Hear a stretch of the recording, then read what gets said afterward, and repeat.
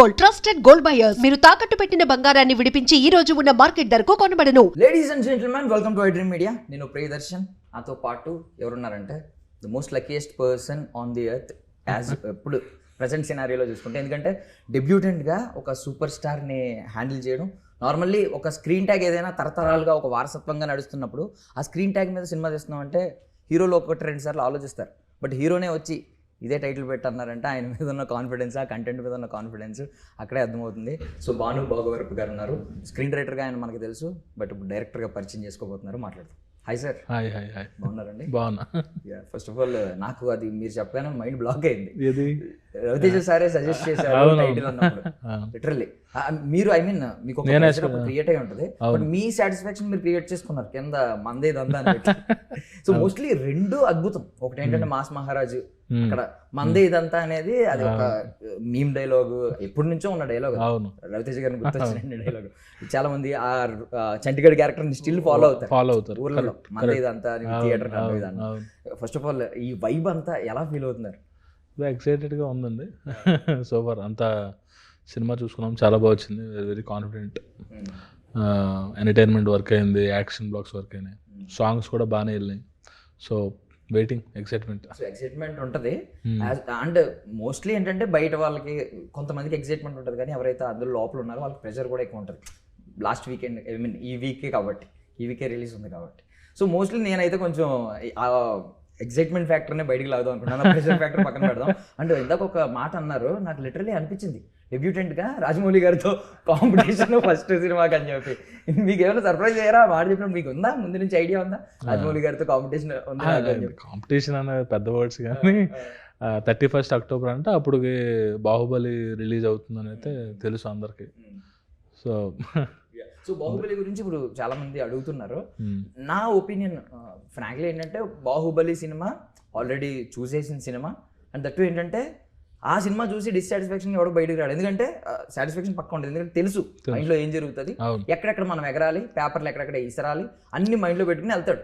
So వాడు మామూలుగా బయటకు వస్తాడు. మీ సినిమాకి వచ్చేసరికి లైక్ ఒకడేమో ఇది చూసి మంది ఇదంతా అంటే చంటిగడ్ వైపుతో వెళ్తాడు, చంటి ఇడియట్ వైపుతో వెళ్తాడు. ఇంకొకడేమో రీసెంట్ గా ఇప్పుడు వీళ్ళిద్దరు కాంబినేషన్ ధమాకా వైపుతో వెళ్తాడు. ఇంకొకడు కొంచెం పోలీసు, క్రాక్, మిరపకాయ ఈ వైపుతో వెళ్తాడు. సో మీరు వీళ్ళందరినీ ఎయిదర్ సాటిస్ఫై చేయాలి, లేదంటే కన్విన్స్ చేయాలి, లేదంటే సర్ప్రైజ్ చేయాలి.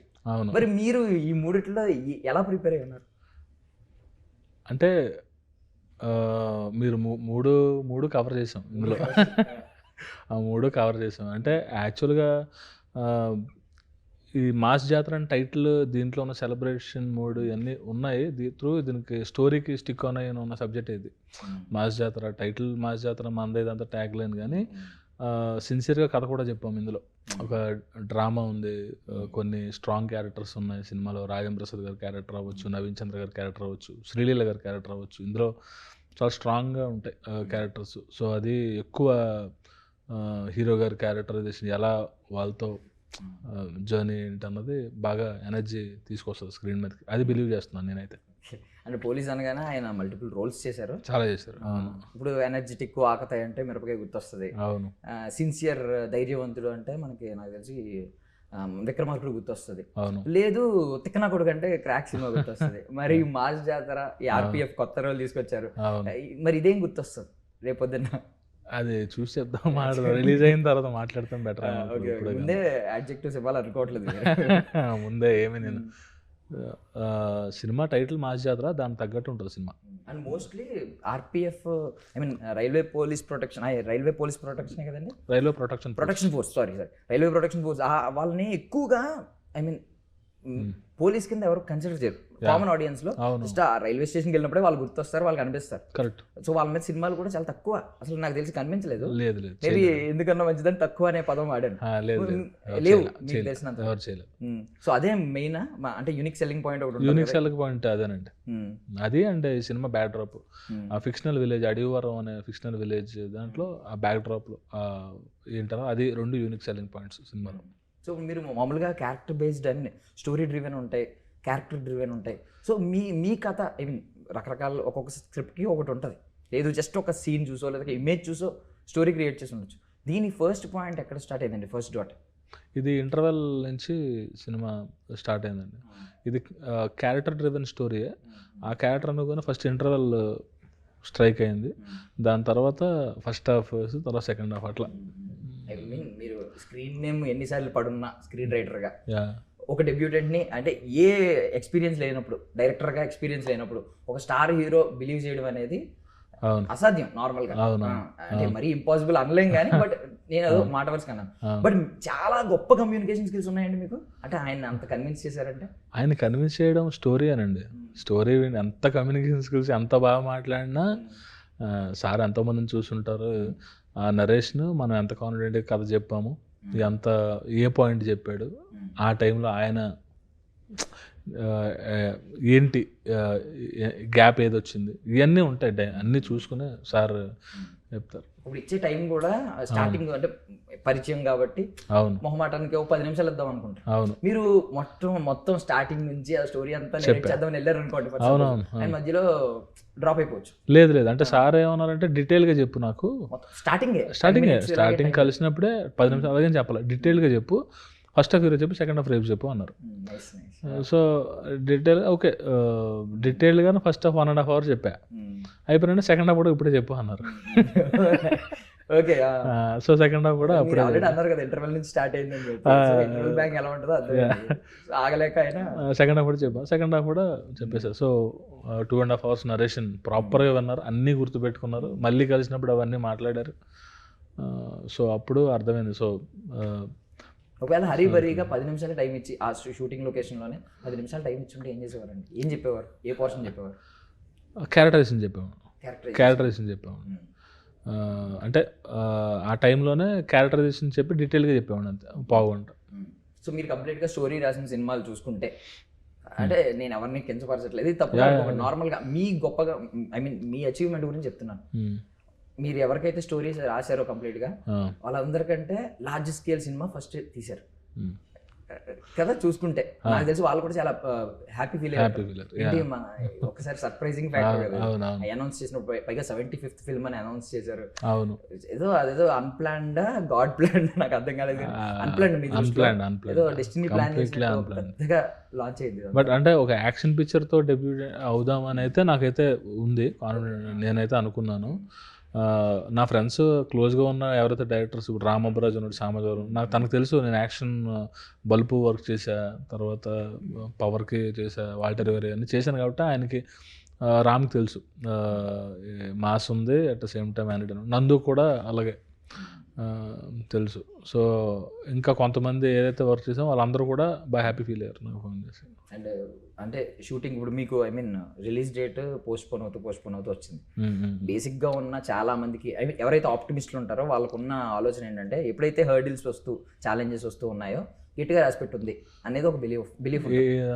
ఎక్కడైతే ఛాలెంజెస్ వస్తున్నాయో కొంచెం అవుతుందో, ఆప్టిమిస్టులు ఎవరైతే ఆశావాదులు ఉన్నారో వాళ్ళు బిలీవ్ చేసేది ఏంటంటే గట్టిగా రాసిపెట్టుంది, సో అందుకే వస్తున్నాయి అనేది బిలీఫ్.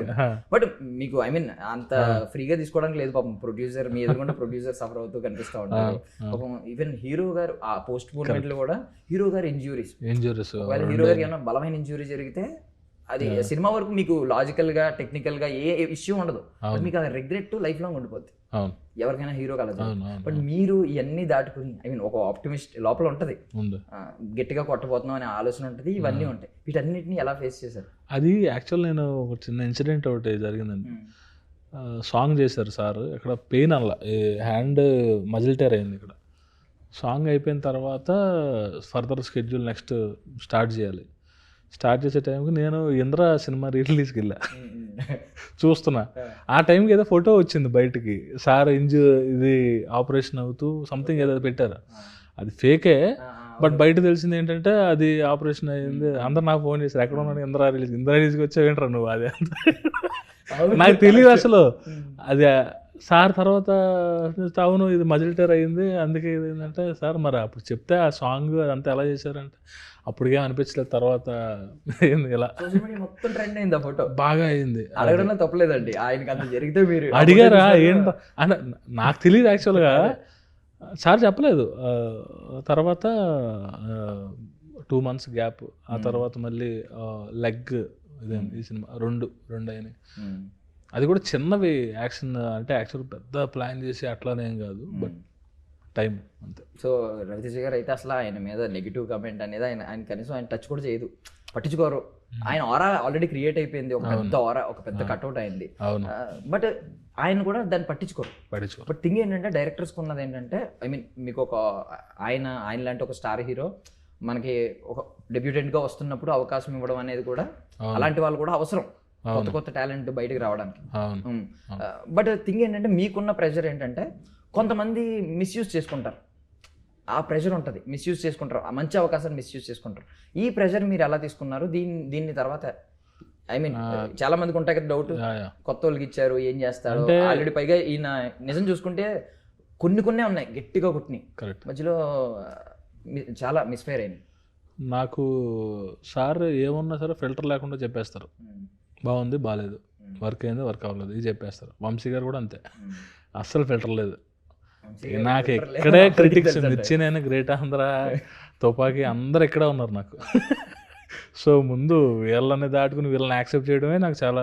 సో కాంటెంట్ వైజ్ అయితే చాలా స్ట్రాంగ్గా ఉంది, ఎందుకంటే వాళ్ళే చెప్తారు ముందు నాకు ఇదేంటిది ఎలా ఉంది అని. సో అందుకే అది ఒళ్ళు దగ్గర పెట్టుకుని తీసా సినిమా. అయితే చాలా జాగ్రత్తగా 75th picture, Sithara entertainments, at same time Sreeleela గారు కాంబినేషన్.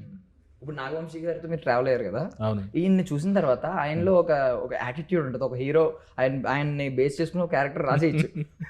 ఒక యాటిట్యూడ్ పూరి జగన్నాథ్ హీరోలు ఉంటారు కదా, ఆ కైండ్ ఆఫ్ రాయొచ్చు. ఎందుకంటే ఆ బాలీవుడ్ ఎంట్రీ ఏమైనా వైరల్ అయినా మీరు చూసారు కదా, మొత్తం దాని వ్యూవర్షిప్ అంతా తెలుగు వాళ్ళే, కమెంట్లన్నీ తెలుగు వాళ్ళే, అది మిలియన్స్ వెళ్ళింది, మొత్తం మన వాళ్ళే ఉన్నారు. ఒక్కటి కూడా ఐ మీన్ ఏం చెప్పినామన్నా అని చెప్పి ఒకటి లేపుడే లేపుడు. మీరు ఏమన్నా ఫ్యూచర్ లో అనుకుంటున్నారా, ఏమన్నా కొంచెం ఇన్స్పైర్ అయ్యారా ఏదైనా ఒక పర్టికులర్ పాయింట్? అది యాక్చువల్ ఇంట్రెస్టింగ్ క్యారెక్టర్ ఆయన బాడీ లాంగ్వేజ్ కానీ చాలా డిఫరెంట్ ఉంటుంది, అదే రెగ్యులర్గా ఉండదు. మీరు అన్నారు కదా ఆలోచించాలి. అంటే నాకు తెలిసినంత వరకు ఆయన ఈ సిచ్యువేషన్స్ ని చాలా మంది ప్రొడ్యూసర్లు అర్థం చేసుకుంటారు, ఎందుకంటే మీరు క్రియేట్ చేసినవి కాదు ఈ పోస్ట్ మినిట్స్. బట్ ఏంటంటే ఆయనకున్న దాని ఏమంటారు గట్సీ నేచర్కి ఏంటంటే అస్సలు పట్టించుకోరు. మామూలుగా ఈవెన్ దో మనమే అనుకోకుండా మన మిస్టేకే ఏదైనా జరిగినా కూడా ఆయన పెద్ద లెక్క చేయరు. సో ప్రొడ్యూసర్గా మీకు ఏమనిపించింది అంటే, ఫస్ట్ ఆఫ్ ఆల్ ఒక కంఫర్ట్ జోన్లోకి వెళ్ళారు. ఎక్కడ నాకు తెలిసి ఆయన పెద్ద బ్రేకులు పెట్టి ఇక్కడ వరకే బడ్జెట్ ఎక్కువ పెట్టద్దు, అంత బ్యారియర్స్ పెట్టడం. నాకంటే ఎంతవరకు పిలిచి సినిమా స్టార్టింగ్ ఎంత బడ్జెట్ చెయ్యని కానీ అయిన తర్వాత ఎంత బడ్జెట్ దాటిపోతుందని కానీ ఎప్పుడూ డిస్కషన్ లేదు. రకంగా అది నాకు చాలా హెల్ప్ అయింది. ఎందుకంటే ఇప్పుడు 6 crores పెట్టి రైల్వే స్టేషన్ సెట్ వేశారు. రియల్ స్టేషన్లో కూడా తీయచ్చు ఎక్కడన్నా. ఇప్పుడు ట్రైన్స్ తిరగని కొన్ని ఉంటాయి ఒక ఎక్కడో రిమోట్ విలేజెస్ లాంటిలో. బట్ నేనేంటంటే ఎక్కువ ట్రైన్లు అవి తిరుగుతూ ఉంటాయి, అక్కడ ఆగవు ట్రైన్లు. సో మనకి స్క్రూ అంతా ఉంటారు అక్కడ, సో మన చేతిలో ఉండదు అది అని చెప్తే దానికి బిలీవ్ చేసి ఓకే 6 crores పెట్టి వేయడం.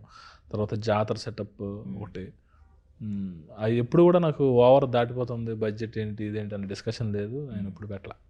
ఆ రకంగా ఇప్పుడు ఇంజూరీ అయినప్పుడు కూడా ఏమైందని అడిగారు, ఎలా అయింది సార్ అన్న. ఓకే నువ్వు కూడా 2 నెలలు రెస్ట్ తీసుకో అన్నారు. సూపర్. సార్ ఈలోపు ఆయన లేనప్పుడు ఆయన లేను కొన్ని ఉన్నాయి కదా తీసేస్తానంటే, ఆయన వచ్చాక తీసుకుంది కంటే నువ్వు రెస్ట్ తీసుకోవాలి. చాలా సింపుల్, అలాగే చెప్తారు కదా.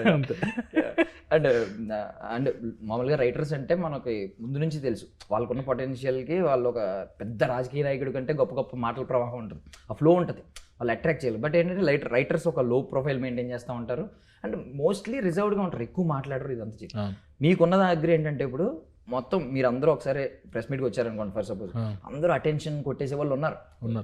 ఒకవైపు నాగవంశీ గారి మీద ఒక్కని వెళ్ళిపోద్ది, రవితేజ గారి మీద ఒక్కని వెళ్ళిపోద్ది, శ్రీలీల గారి మీద కూడా ఒక్కని వెళ్ళిపోద్ది. ఇలా ఎంతమందిలో కూడా మీరు ఎలివేట్ అయ్యారు. నేను సర్ప్రైజ్ అయ్యింది ఏంటంటే ఇప్పటిదాకా మీకు ఒక యాటిట్యూడ్ కనిపించింది నాకు, చాలా అగ్రెసివ్ గా ఉన్నారు ఈయన అనిపించింది. ఇంటర్వ్యూస్ లో ఒక తెలియని ఎనర్జీ కనిపించింది, సుమా గారి ఇంటర్వ్యూలో కావచ్చు, అన్నిటిలో కూడా. సో ఏంటి ఫస్ట్ ఆఫ్ ఆల్ దీని గురించి అడగాలనుకుంటున్నాను నేను, మీరు ఏ కైండ్ ఆఫ్ పర్సనాలిటీ మేము చూసింది ఎంతవరకు నిజం, ఎంతవరకు అంతే సగమే చూసామా, చూడు ఒకవైపే చూడాలి ఒకవైపే చూసామా, ఏదైనా నెక్స్ట్ షేడ్స్ ఏమన్నా కనిపించబోతాయి? షేడ్స్ ఏం లేవు కానీ ఇంకా అందరిలాగే నేను కూడా అంతే. అంటే ఆ మూమెంట్కి ఇన్స్టెంట్ లేదు సిచ్యువేషన్ మీరు కొంచెం అంత అనిపించలేదండి, రెగ్యులర్ డైరెక్టర్స్ అనిపించలేదు, కొంచెం తెలియని ఎనర్జీ ఉంది. ఏమన్నా ఆన్ స్క్రీన్ ఏమన్నా ఇది రిఫ్లెక్ట్ అవుతుందా ఇన్ ఫ్యూచర్ అని డౌట్ వస్తుంది. లేదు మీరు ఏమన్నా actor అవుతారా? లేదు అదేం లేదు అస్సలు ఛాన్స్ లేదు. అండ్ ఇప్పుడు మన భీమ్స్ గారు లైక్ ఎలా అంటే డైరెక్టర్కి మ్యూజిక్ డైరెక్టర్కి ఒక కాంబినేషన్ ఉంటుంది. అవును రాజమౌళి గారు కీరవాణి గారు, సుకుమార్ గారు, డిఎస్పి గారు. హీరోకి మ్యూజిక్ డైరెక్టర్కి లైక్ ఇప్పుడు ఈ మధ్యన బాలయ్య బాబు గారు, తమన్ గారు. సో అలా ఏమన్నా ఆయన ఆస్థానం అయిపోయారా?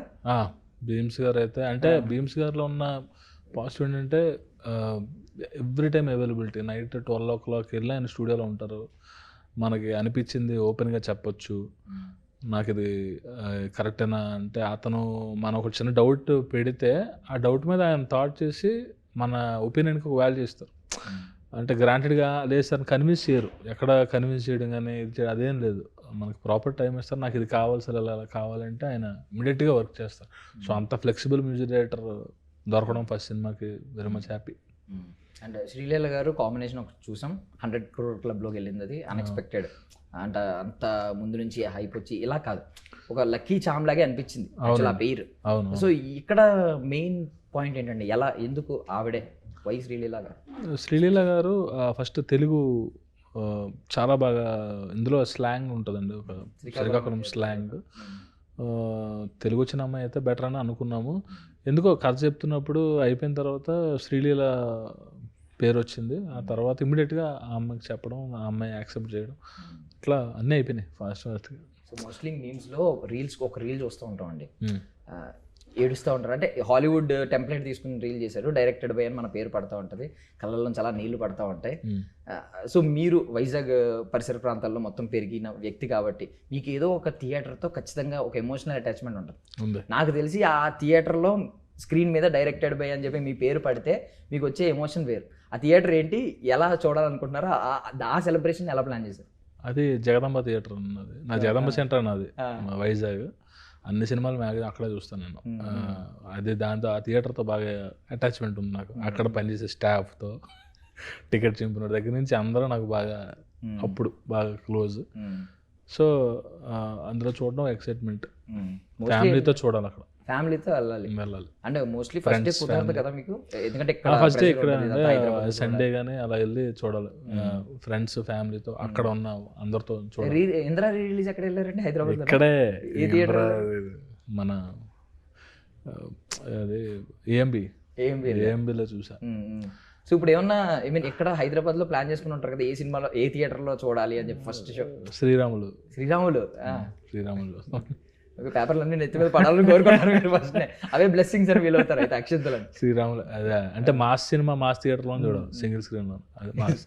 నైస్. అండ్ మీరు వాల్తేరు వీరయ్య సెట్స్ లో ఉన్నారు కాబట్టి, అవునండి, సో ఆల్రెడీ ఒక మెగా మాస్ ఎంటర్టైనర్ చూసాం మీరు. అవునండి. ఒకవేళ మీకు ఇన్ ఫ్యూచర్ ఛాన్స్ వచ్చి మళ్ళీ రవితేజ గారు ఇంకో సినిమాది నన్ను ఇంకొక హీరోని ఎవరన్నా ఒక మల్టీ స్టారర్ తీ అంటే, ఆల్రెడీ మెగాస్టార్ గారితో అయిపోయింది, నెక్స్ట్ ఎవరితో తీస్తారు? అంటే సార్ కాంబినేషన్ ఒకటి చెప్పండి.